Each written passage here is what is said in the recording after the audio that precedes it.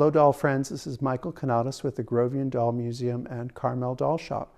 We are on to part 2 of our series on paper dolls. So now we're into the 1850s. So we've left the 20s, we are jumping to the 50s. The first piece I want to share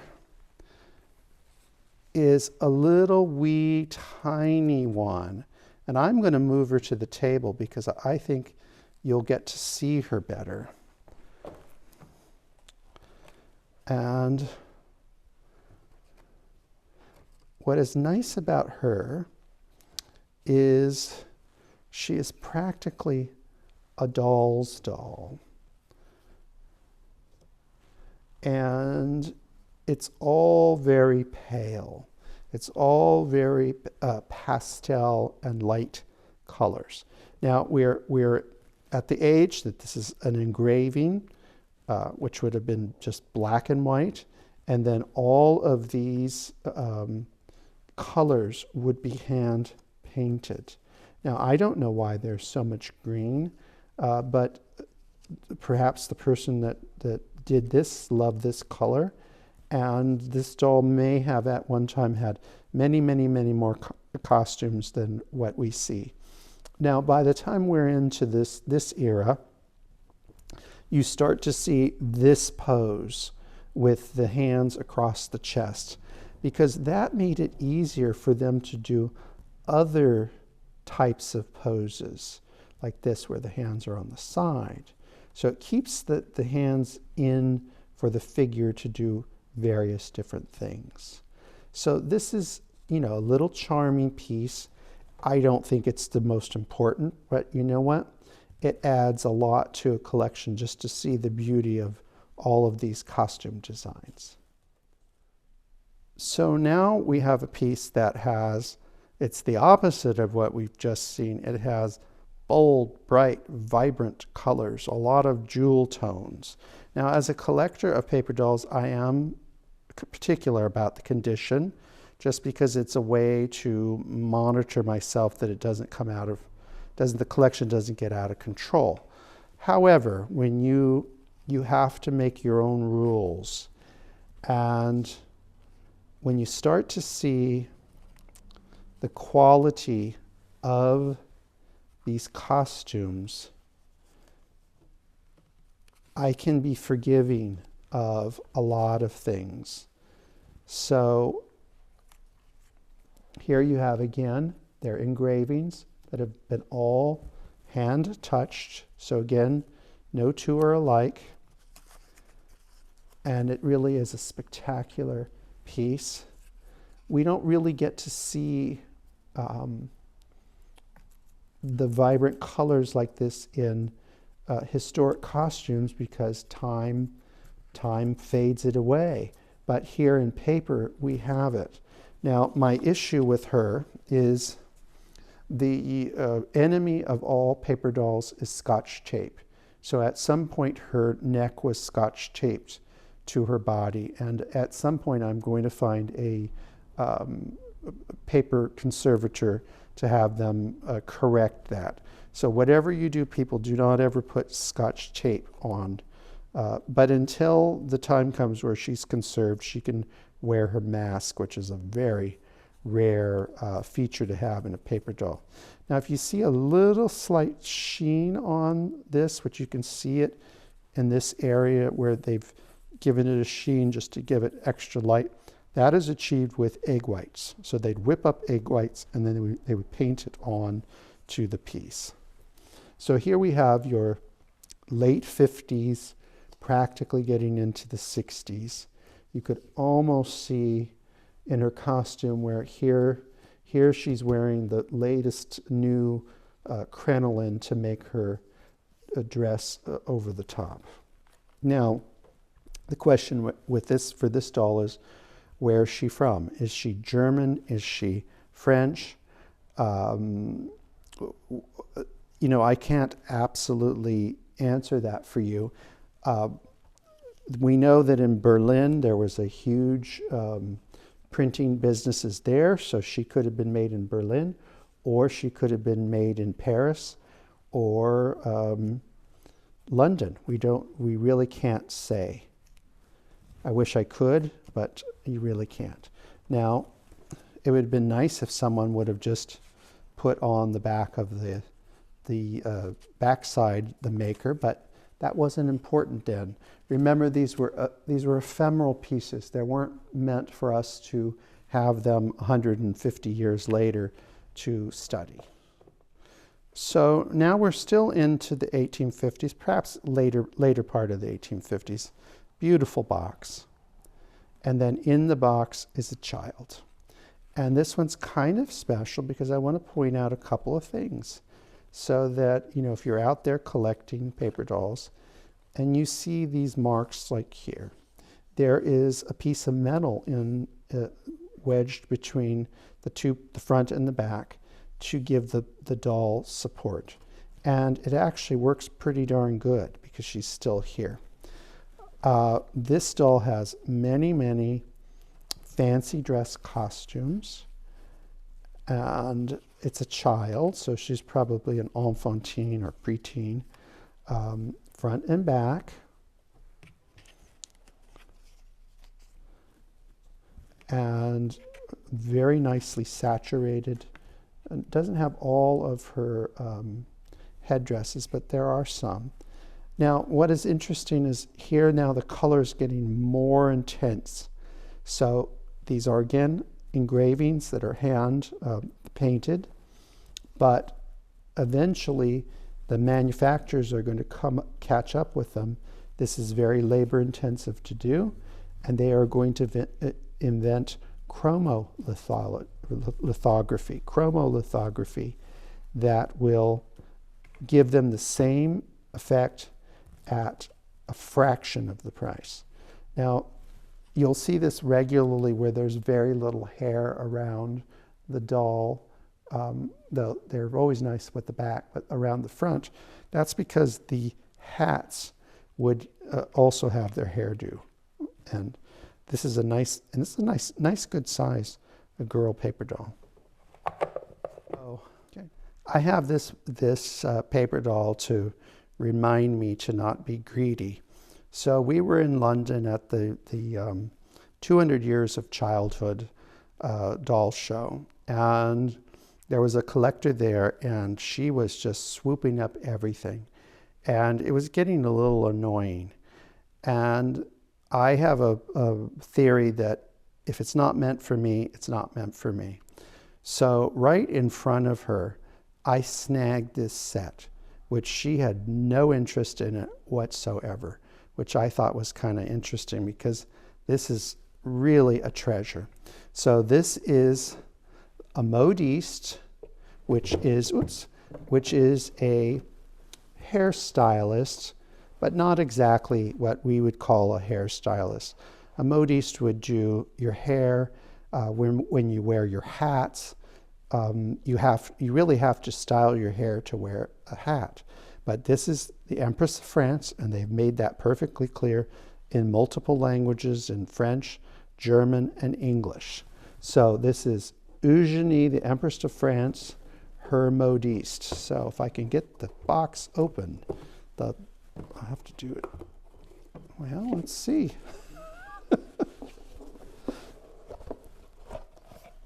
I swear it's not normally that difficult.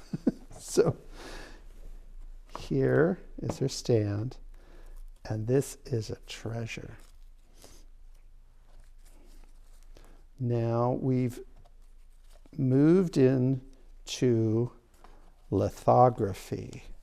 So you can see the paper is taking on a totally different feeling. Excuse me, this is not lithography. This is all hand done as I get into it. So it is a paper doll, but because she's a modiste, it's really only interested in the hats and how the hair and the hats go together. But you know what? They wanted to be fun, so you had the upper bodices, capes, this is really, really very complete. So I thought that this was just a wonderful find. And then at the bottom is the Empress herself. And this is all heavy cardstock. So, you know, she had a durability. And to change it, all you do is go like so. And again, as I just explained in the last section, hair is very simple on the doll because you would just fit that in. Let's see if I can do that without hurting anything. And there it would. You'd have a totally different look. And that can go in the front. This is one of 2 paper dolls that we have that is the Empress of France. But you can see the colors. Again, at first I said this is lithography because it's so mind-blowing, the color, but it's not. This is an engraving that's all been hand painted. So this was a big job to do this. And I think this is all probably early 1860s, late 1850s, early 60s. So fantastic piece. And to have everything here, including the stand, which those are always nice to have. So now we have, again, a one-of-a-kind paper doll set. And this is really, really quite unique because we actually know who created it. And this is very unusual. Listen, it's unusual any doll to know who created a one-of-a-kind, but a paper doll is really, really special. So we have the box. Clearly we can figure out that the person who lives in the box's name is Lady Flora. So here is Lady Flora with her part of her provenance. There's more. And she is in here somewhere under all of this. And here she is in her riding habit. And I'm going to just pull out one of my favorite items that she has, which is her wonderful horse, which is stuck to a dress. There we go, we unstuck it. And she can be on her horse. Now, what's interesting is there's all the creativity, except that they've taken a fashion print and cut out the head and then attached it to their homemade body. So this is a multimedia art form. Now, in the documentation of this doll, there is an explanation of why we have so many things in it. So we basically have 3 sets of clothes. So the first set were deemed not quite right. The second weren't quite right. And this is the first set that was considered no good. And they're actually really lovely. If you look at the styling of this, I mean, this is right directly from Paris. This is a Paris design. And this was considered not quite good enough for the girl Carrie who is going to receive it. Then this is the second set. So she's starting to experiment with paper, tissue paper, and fabrics. And then she gets really good at it. And, Lady Flora is a girl here because this is a girl dress. And then she's getting really better at it, and then getting really great at it. And then, wonderful work. And then she finally gets it to the point of what she wants. So here we have, a beautiful opera gown with a opera glasses and ball gowns galore. So clearly Lady Flora loves a nice party. They're all very high style. I mean, any fashion doll would love to have this. And all of them. This actually would be in the second set. It's gotten mixed in. And this one I think is just amazing. So, she cut out the head, but she created the hands herself. And then this is from the first set. So the paper dolls, imagination, she's a girl, and then she's a lady. She grows up. So we have all this documentation, including a letter that explains how this all happened. And then to add to the provenance, we did an article for Antique Doll Collector a few years back, and a lady that lived in the town that Lady Flora was originally from did all the research of, this is the family's tombstone, where their house is located. So this is, for an ephemeral piece that is a one of a kind, to have any kind of provenance, how it was created, is really amazing. So this is really one of our treasures of our collection. All right, so the things I've shown you so far have cost a few pennies and are hard to get, pricey, etc., etc. However, if you want to collect paper dolls, there are many, many wonderful items that are actually affordable.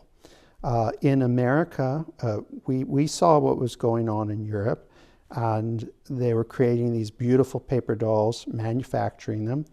And we had printing presses here too. So guess what? We started creating paper dolls. So here we have an American set, McLaughlin Brothers. Again, this is a engraving that is all hand painted. So even though these are prolific sets, you can find them, each one of them is a unique piece. They're all hand done. And what I think is, this is a doll known as Grace. Again, you have the crossed arms, which you see that in paper dolls because it creates more versatility for the other set of costumes to go on. But what I love about Grace is she has her own baby, and it is like a little toffling baby doll of the time. We've seen those in paper mache or china, and the baby doll has clothes. So this is an affordable way if you want to build a nice collection of paper dolls, and these are Americana. These are American.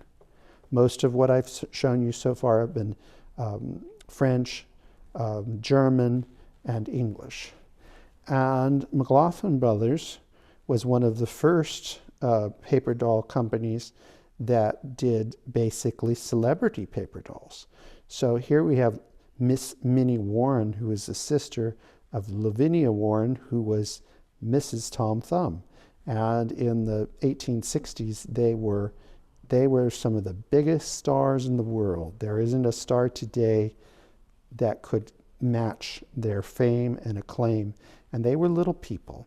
And I believe Minnie was about 28 inches tall. And they were, Minnie was very beautiful and very a nice entertainer. So this is on the cruder scale because these were pumped out by the hundreds of thousands to meet the demands of the Tom Thumb craze. Now we're into exotic, faraway places. Again, we've got a lot of documentation on the box lid. I am going to state that I think that this is most likely a German product, because if you notice that at the top it says Chinese doll. That in German is top billing is in German. But what we have is we have a fantasy set of paper dolls, and clearly they're marketed to France, Italy, and Spain. So this is meant for an international market. So when we open it up, it's filled with fantasy pieces. And this was from the former Maureen Pop collection. And she had one of the most magnificent collections of paper dolls. And all the pieces that she had, which I would love to have had them all, this was my #1 pick, because I love the art movement of chinoiserie, which is not authentic Chinese. It's not, it's a fantasy, and it's been a part of the decorative arts world for about 300 years now. So they're all wonderful figures, and we've got one adult that wears all of these costumes, and then two children that wear the smaller costumes. And the work is just beautiful. And you just slip like that, and it changes personality. Again, these are a lithography, that are engraving, excuse me, not lithography. These are engravings that are all hand painted. So this is an intense amount of painting. And another thing that makes this very special is Maureen Pop had John Noble do some restoration to the pieces. And I cannot tell you which piece he restored, which is the mark of a great restorer, that you can't tell. So that's what you want. So this is a beautiful fantasy piece of a place that doesn't exist and never did. Here we have another piece with an international reach. And I believe that it's the same company, because a lot of the fonts that they're using is the same. And the concept of various marketplaces is the same, and in a way the concentration of paint is the same. So when we open, and I should tell you that this little treasure was on our website for a while for sale, and nobody bought it. And one day I thought, well, why don't I buy it? So, which I did. So when we open it up, we have two girls. And again, this is an engraving that is hand colored, very intensely painted. And these are front and back, and they happen to have one of their stands still. I'm not going to force it in because it's a little, but you would put it in there and it would stand up front and back. And we have pink and blue, and then we have all of the nations. Now, what's interesting about their costumes are the silhouette is the period that probably about 1860 by the shape of the dress. So the shape of the dress is fashionable, but the concept of the costumes are all native costumes of various European countries.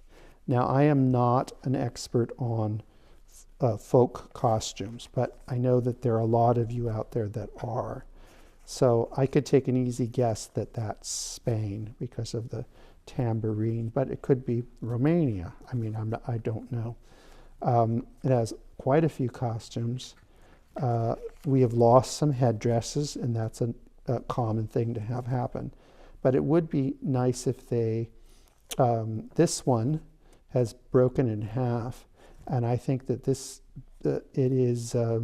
it's marked on the inside. I think that that's Poland. So someone out there would know this. It's an art to understand folk costumes. People sometimes don't take it seriously, doll collectors, but the people that it's their region or their town, they take it very seriously. And I should point out, speaking for France, not for the rest of Europe, but before the French Revolution, the common people were not allowed to wear certain items of clothing. After the French Revolution, that's when you had the boom of laces and gold trims and all of this pride in their towns and their states. And the costumes reflected that. So now we're into the 1890s, and here we have 3 people going to a fancy dress ball, and these are basically jumping jacks, if you like. Now we're into total chromolithography. So you can see the beautiful saturation of colors onto the paper and the sheen. Everything else I've shown you so far, all of that was hand done. In this case, it's machine done. So we're in the 1890s, and they're literally making millions of these pieces because it's become so economical, and all of that handwork has gone out the window. However, some artistic person, again, we have parlor art. So is this a child's toy, or is this decorative arts? It's a little bit of both. So they took a toy and turned it into a decorative piece. We have the padding, the embroidery. This is not any different, really, in a lot of ways, than the first item in this series that we showed you, the Henri Delaman angel. It's just 200 years later, practically. So this is a wonderful piece that we bought from an old-time friend of ours, Ruth Jacobs, who's a famous international dealer. And it's a really, it's nice to add a piece to our collection. This is the 1890s. We have other dolls from the 1890s, but I have to say these are the most spectacular. So the last thing I'm going to share with you, we've looked at a lot of handmade paper dolls. And if you think about it, how did they come up with it? Other than a child's desire. But here we have a manual on how to make it. Now today we have Instagram and YouTube and all of these wonderful resources. But in these old days, they had to do this themselves. And this is a very raggedy book that you can see it's just falling apart as I'm touching it. So I'm going to be very careful. But it is from 1856. It's all come undone. Here you have, they give you a lot of instructions and how to do it. They're very wordy. So this goes on for a long time. I'm the type of person, they'd lose me with this much. But we ultimately get to the point. And here you go. So this is how you would ultimately make a paper doll. They could trace this out and then fill it in. And then you have all of that. So we're going to, for our World Doll Day people, we're going to reprint this because at this point it's ephemeral. It's in very delicate condition. Probably the best thing we could do for it is handle it one more time, which is to preserve it, and then not handle it again because you know, the paper was very, very cheap grade paper, and you know, this was not meant, this is like a flower, this was not meant to last forever. So friends, I hope you've enjoyed this session on ephemeral treasures. We'll be back. Bye-bye.